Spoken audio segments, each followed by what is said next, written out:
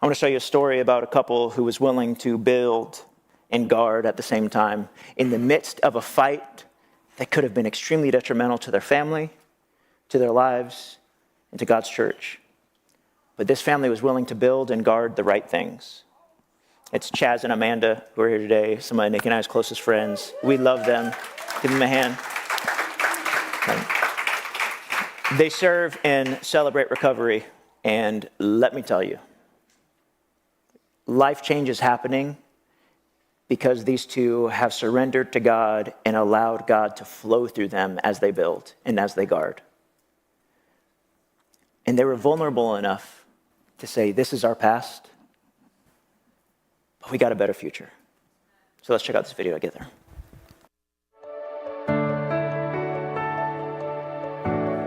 Name's Chaz Blackledge, my wife Amanda. We got 2 boys, Ethan and Luke. My first church, Logos in PB, I guess that's now the OB Newbreak campus. So just kind of cool to see the interwovenness of my spiritual journey through younger years, and then really kind of came into a place in my sophomore year of college where I was called out from a teacher, professor that said, all the Christians in the room, raise your hand. By the end of the semester, you won't be believing in God because we're going to challenge you. From there, I got involved in apologetics and got super excited that instead of going into law, I wanted to go to seminary, and I was like, all right, God, let's do this. I didn't grow up in a Christian home. My parents were very open to whatever I wanted to follow. And my first spiritual moment in my life, I think, was when my grandpa died when I was 12, and I started writing poetry about heaven and God and just things that I had never experienced firsthand. And so it was just kind of like a Jesus knew me even though I didn't know him. From that moment on, I said I was a Christian. Where God has shown up for us time and time again, I look back to early 2020s, right, kind of COVID era, where we were in a spot and just a number of bad things were happening. We had a question where we were going to be staying, where we were living.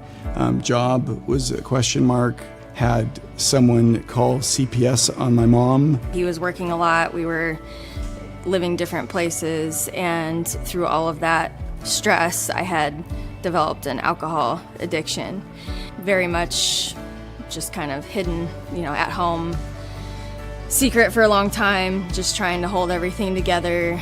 And when we first moved here to Serra Mesa, we saw that that Newbreak had a CR. And going into Celebrate Recovery really was the first time that we both had felt hope that I could get some help and find some community. I've carried a lot of shame for my alcohol problem, and I just thought, there's no way there's other Christian moms out there who struggle with this, and I was very wrong. But just meeting other like-minded women who not only were in my position, but had been there before and were having sobriety and success and now leading others. I found, especially through recovery, that you're not alone. We always say vulnerability is our superpower, because vulnerability is so hard with other people. Even in your marriage with someone that you've been with over a decade, that shame can be really deep, but for us, it's become a superpower with each other and with our community. Whether it's a spouse, a best friend, having community is like the absolute necessity of being able to break through isolation.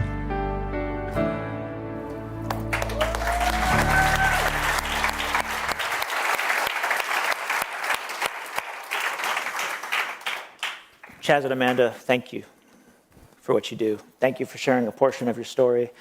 Thank you for going into our student center and transforming it into a place that chains are broken every single week on Thursdays at 6:30.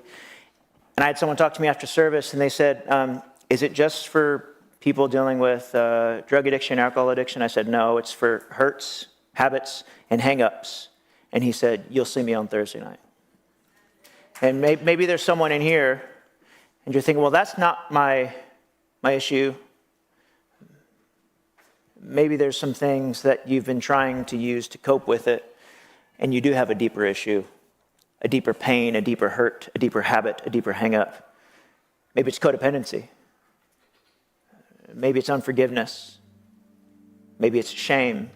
And I feel for far too long in the church, we've decided to quiet all of the struggles that all of us have had. And so, like Amanda said, I thought I was the only one.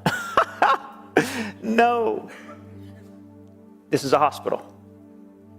So thank you for creating a safe space for people on Thursday nights.